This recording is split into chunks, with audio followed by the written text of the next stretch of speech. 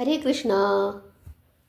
എല്ലാവർക്കും മാധവത്തിലേക്ക് സ്വാഗതം. 2025 ഡിസംബർ മാസം 4-ാം തീയതി. അന്ന് ഒരുപാട് പ്രത്യേകതയുള്ള ദിവസമാണ് എന്ന് നമ്മൾ പറഞ്ഞു.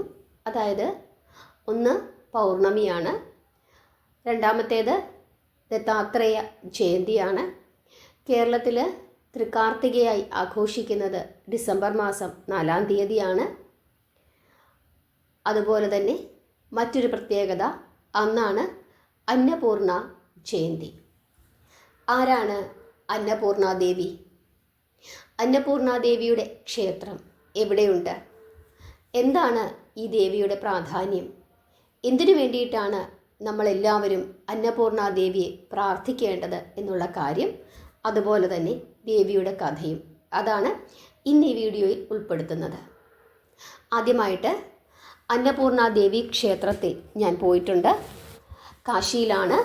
കാശി വിശ്വനാഥ ക്ഷേത്രത്തിൻ്റെ വളരെ അടുത്തായിട്ടാണ് ദേവിയുടെ ക്ഷേത്രമുള്ളത്.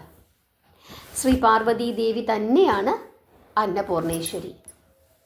കയ്യിൽ ഒരു സ്വർണ്ണ കലശവും പിടിച്ചുകൊണ്ട് നിൽക്കുന്ന പാർവതി ദേവിയാണ് അന്നപൂർണ ദേവി. അന്നപൂർണ ദേവിയുടെ കഥ നമുക്കൊന്ന് നോക്കാം. ആദ്യമായിട്ട് ഒരിക്കൽ ശിവനും പാർവതിയും തമ്മിൽ വെറുതെ ഒരു തർക്കമുണ്ടായി. ഈ പ്രപഞ്ചം നിലനിൽക്കുന്നതിന് ഏറ്റവും ആവശ്യം ആഹാരമാണ് എന്ന് ശ്രീ പാർവതി ദേവി ശിവനോട് പറഞ്ഞപ്പോൾ മഹാദേവൻ ദേവിയോട് എതിർത്ത് പറയുന്നു. അല്ല, ഭക്ഷണത്തിനല്ല പ്രാധാന്യമെന്ന് എതിർത്ത് പറയുന്നു. അങ്ങനെ ഇതിൻ്റെ പേരിൽ അവർ തമ്മിലൊരു ചെറിയ തർക്കമുണ്ടാവുകയും ഭക്ഷണത്തിനാണ് പ്രാധാന്യം കൂടുതൽ ഉള്ളത് എന്ന് ഒന്ന് മനസ്സിലാക്കിച്ചു കൊടുക്കണം എന്ന് ദേവി തീരുമാനിക്കുകയും ചെയ്യുന്നു. അതായത് പ്രപഞ്ചം നിലനിൽക്കുന്നതിൻ്റെ ഏറ്റവും അടിസ്ഥാനമായ കാര്യം ആഹാരമാണ് എന്ന് എല്ലാവർക്കും ബോധ്യപ്പെടുത്തി കൊടുക്കണമെന്ന് ദേവി തീരുമാനിക്കുകയും അങ്ങനെ ദേവി അപ്രത്യക്ഷയാവുകയും ചെയ്യുന്നു. അങ്ങനെ അപ്രത്യക്ഷയായ ദേവി ഈ ലോകത്തിലുള്ള സകല പോഷണങ്ങൾ കൂടി അപ്രത്യക്ഷമാക്കി. അതോടെ രാജ്യം മുഴുവനും ഒരു വരൾച്ച നേരിട്ടു. ധാന്യങ്ങളൊന്നും ഉണ്ടാകുന്നില്ല. അതായത് എത്ര വിത്ത് വിതച്ചാലും ആ വിത്തുകളൊന്നും മുളയ്ക്കുന്നില്ല. അങ്ങനെ ഒരു പട്ടിണിയായി ഈ രാജ്യത്ത് മുഴുവനും. അതോടുകൂടി എല്ലാവരും വിഷമിച്ചു. ദേവന്മാരെല്ലാവരും മഹാദേവനോട് പരാതി പറഞ്ഞു. ദേവിയെ കാണുന്നുമില്ല. അങ്ങനെ ഇതിനൊരു പരിഹാരം കാണണം, ഇങ്ങനെ പോയാൽ പറ്റില്ല എന്ന് വിചാരിച്ചു. കാരണം ലോകത്ത് മനുഷ്യർക്കൊന്നും ഭക്ഷണമില്ല, എല്ലാവരും പട്ടിണി കിടന്ന് മരിക്കാൻ പോകുന്ന അവസ്ഥ. ഈ അവസ്ഥ അധികകാലം തുടരാൻ സാധിക്കുകയില്ല എന്ന് മഹാദേവന് മനസ്സിലാകുന്നു. ദേവന്മാരെല്ലാവരും എങ്ങനെയെങ്കിലും മഹാദേവിയെ കണ്ടുപിടിക്കണമെന്ന് മഹാദേവനോട് പറയുന്നു. അതനുസരിച്ചിട്ട് മഹാദേവൻ മഹാദേവിയെ കണ്ടെത്തുന്നതിനായി യാത്ര ചെയ്യുന്നു. അങ്ങനെ കുറച്ചു നാളത്തെ അന്വേഷണത്തിൻ്റെ ഒടുവിൽ മഹാദേവൻ ദേവിയെ കണ്ടെത്തുന്നു. ഹിമാലയത്തിലെ ഒരു ചരിവിൽ ദേവി ഇരിക്കുന്നതായിട്ടാണ് മഹാദേവൻ കാണുന്നത്. അവിടെ നിന്നുകൊണ്ട് ഒരു ഭിക്ഷാന്തേഹിയെപ്പോലെ മഹാദേവൻ മഹാദേവിയോട് തിരിച്ചു വരണം, ജനങ്ങളെ രക്ഷിക്കണം, അവർക്ക് ആഹാരം നൽകണം, ഈ പ്രപഞ്ചം നിലനിൽക്കുന്നതിൻ്റെ ആവശ്യം, അതിൻ്റെ അടിസ്ഥാന ഘടകം അത് ഭക്ഷണം തന്നെയാണ്. ദേവി പറഞ്ഞത് ഞാൻ അംഗീകരിച്ചിരിക്കുന്നു എന്ന് മഹാദേവൻ ഒരു ഭിക്ഷാന്തേഹിയെപ്പോലെ ദേവിയുടെ മുമ്പിൽ നിന്നും പറഞ്ഞു എന്നാണ് വിശ്വസിക്കുന്നത്.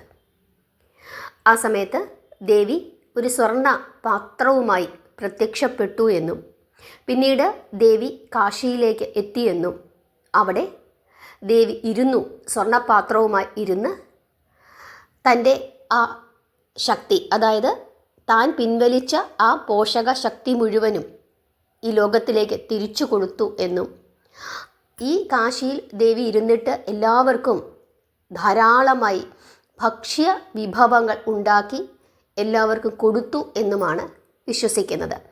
ഇന്നും ദേവി അന്നപൂർണേശ്വരി ആയിട്ട് തന്നെയാണ് കാശിയിലിരിക്കുന്നത്. അവിടെ എല്ലാ ദിവസവും ആഹാരമുണ്ട്. കാശിയിൽ ആരും പട്ടിണി കിടക്കരുത് എന്നാണ് ദേവിയുടെ ഏറ്റവും വലിയ ആഗ്രഹം. അതിനു വേണ്ടിയിട്ട് ദേവി അവിടെ അന്നപൂർണേശ്വരിയായി അവിടെ കുടികൊള്ളുന്നു. അവിടുത്തെ അടുക്കളയിൽ എല്ലാവർക്കുമുള്ള, അവിടെ ആര് വരുന്നുണ്ടോ അവർക്കൊക്കെയുള്ള ഭക്ഷണം അവിടെയുണ്ട്. അങ്ങനെ കാശിയിൽ പട്ടിണിയില്ല. അന്നപൂർണേശ്വരി ക്ഷേത്രം അവിടെ നിലനിൽക്കുന്ന കാലത്തോളം അവിടെ പട്ടിണി ഇല്ല. അങ്ങനെ മഹാദേവി എല്ലാവർക്കും അന്നം കൊടുത്തുകൊണ്ട് അമ്മയുടെ രൂപത്തിൽ മാതൃഭാവം പൂണ്ട് അവിടെ വസിക്കുന്നു. കാശിയാണ് വാസസ്ഥാനം. ദേവിയെ തെച്ചിപ്പൂക്കൾ കൊണ്ടാണ് നമ്മൾ അർച്ചന ചെയ്ത് പ്രാർത്ഥിക്കേണ്ടത്. അങ്ങനെയുള്ള മഹാദേവിക്ക് ഏറ്റവും പ്രിയപ്പെട്ട ദിവസമാണ് ഈ മാർഗശീർഷ മാസത്തിലെ പൗർണമി ദിവസം.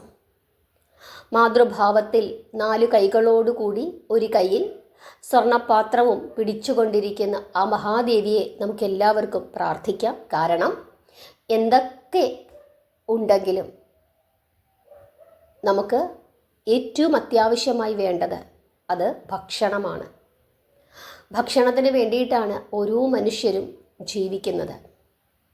ഏറ്റക്കുറച്ചിലുകൾ ഉണ്ടാകാം കഴിക്കുന്ന ഭക്ഷണത്തിൻ്റെ അളവിൽ, എങ്കിലും ആഹാരം തന്നെയാണ് എപ്പോഴും മുഖ്യം. അതുകൊണ്ട് നമ്മുടെ വീടുകളിൽ എപ്പോഴും ദാരിദ്ര്യം ഇല്ലാതിരിക്കുന്നതിനായിട്ട് അന്നപൂർണേശ്വരിയെ നമുക്ക് ഈ ദിവസം പ്രാർത്ഥിക്കാം. ദേവിക്ക് അരി കൊണ്ടുള്ള പായസം ഉണ്ടാക്കി സമർപ്പിച്ച് പ്രാർത്ഥിക്കാം. ഓം അന്നപൂർണേശ്വരിയെ നമ എന്ന് 1008 തവണ 108 തവണയൊക്കെ ജപിച്ച് നമുക്ക് പ്രാർത്ഥിക്കാം. തെച്ചിപ്പൂക്കൾ കൊണ്ട് അർച്ചന ചെയ്ത് പ്രാർത്ഥിക്കാം. ഒരു പാത്രത്തിൽ കുറച്ച് അരിയെടുത്ത് ആ പാത്രത്തിൽ വെച്ചിട്ട് ഭഗവതിയെ നമുക്ക് പ്രാർത്ഥിക്കാം. അതായത് ഭഗവതിക്ക് നൈവേദ്യമായിട്ട് ഒരു കുഞ്ഞു പാത്രത്തിൽ കുറച്ച് അരി എടുത്തിട്ട് അത് സമർപ്പിച്ചിട്ട് നമുക്ക് പ്രാർത്ഥിക്കാം. പിന്നീട് ആ അരി എടുത്തിട്ട് നമുക്ക് പായസം വെക്കുകയോ എന്തെങ്കിലും നമുക്ക് ചെയ്യാം. അല്ല ചോറ് വെക്കുന്നെങ്കിൽ അങ്ങനെ ചെയ്യാം. പക്ഷേ ചോറൊന്നും വെച്ചിട്ട് പിന്നീട് അത് നമ്മൾ നോൺ വെജ് ഒന്നും കൂട്ടിയിട്ട് കഴിക്കരുത്.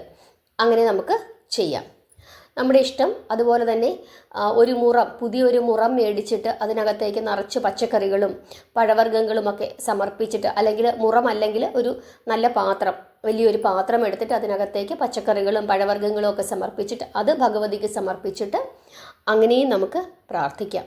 എന്തായാലും ഓരോ മനുഷ്യനും അന്നപൂർണേശ്വരിയെ പ്രാർത്ഥിക്കണം. സാധാരണ ആളുകൾ അന്നപൂർണേശ്വരിയുടെ ഫോട്ടോ അടുക്കളയിൽ വെച്ച് പൂജിക്കാറുണ്ട്. നോൺ വെജൊക്കെ ഉണ്ടാക്കുന്ന അടുക്കളയിലാണെങ്കിൽ സാധാരണ അങ്ങനെ വെക്കാറില്ല. അതല്ലാത്ത വീടുകളിലൊക്കെ തന്നെ അടുക്കളയിൽ ദേവിയുടെ ഫോട്ടോ വെച്ചിട്ട് പ്രാർത്ഥിക്കാറുണ്ട്. കാരണം പ്രത്യേകിച്ച് നോർത്ത് ഇന്ത്യയിലൊക്കെ അധികം നോൺ വെജ് ഉണ്ടാക്കുന്ന വീടുകളല്ല, മിക്കവാറും എല്ലാവരും വെജിറ്റേറിയൻസ് ആയിരിക്കും. അപ്പോൾ അതുകൊണ്ട് അവർക്കത് ചെയ്യാം. അതല്ല, നോൺ വെജ് ഉണ്ടാക്കുന്ന വീടുകളിലാണെങ്കിൽ അത് വേണ്ട എന്നാണ് എൻ്റെ വ്യക്തിപരമായ അഭിപ്രായം. നമ്മൾ വിളക്ക് കത്തിക്കുന്ന ഭാഗത്തോ അല്ലെങ്കിൽ പൂജാമുറിയിലോ ഒക്കെ വെച്ചിട്ട് നമുക്ക് പ്രാർത്ഥിക്കാം. ഇനി ഫോട്ടോ ഒന്നുമില്ലെങ്കിലും ഭഗവതിയുടെ ഒരു ഫോട്ടോ വെച്ചിട്ട് ഭഗവതിയെ അന്നപൂർണേശ്വരിയായി നമ്മൾ മനസ്സിൽ സങ്കല്പിച്ചിട്ട് നമുക്ക് പ്രാർത്ഥിക്കാം. കാരണം ശ്രീ പാർവതീദേവി തന്നെയാണ് അന്നപൂർണേശ്വരി. അപ്പോൾ ഇത്രയും കാര്യങ്ങളൊക്കെയാണ് നമ്മൾ ഈ ദിവസത്തെ പ്രാധാന്യത്തെപ്പറ്റി ഓർക്കേണ്ടത്. ഹിമാലയത്തിലെ ഒരു കൊടുമുടിയാണ് അന്നപൂർണ. ആ കൊടുമുടി ഇപ്പോൾ നേപ്പാളിലാണ് ആ കൊടുമുടി സ്ഥിതി ചെയ്യുന്നത്.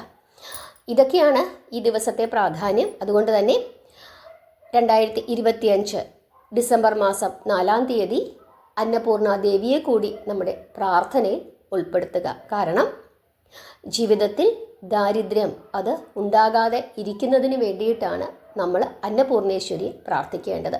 ഓം അന്നപൂർണേശ്വരിയെ നമ എന്ന് നിരന്തരം ജപിച്ചുകൊണ്ടിരിക്കുക. എല്ലാവർക്കും മനസ്സിലായി എന്ന് വിശ്വസിക്കുന്നു. ആഹാരത്തിൻ്റെ പ്രാധാന്യത്തെ പറ്റിയിട്ടാണ് ദേവി നമ്മളെ ഓർമ്മിപ്പിക്കുന്നത്. നാമം ജപിക്കുക, പ്രാർത്ഥിക്കുക. കാശിയിൽ പോകുമ്പോൾ അന്നപൂർണേശ്വരി ദേവി ക്ഷേത്രം കൂടി സന്ദർശിക്കുക മറക്കാതെ. എല്ലാവരെയും ഭഗവാൻ അനുഗ്രഹിക്കട്ടെ. അമ്മ മഹാമായയുടെ അനുഗ്രഹം എല്ലാവർക്കും ഉണ്ടാകട്ടെ. ഹരേ കൃഷ്ണ.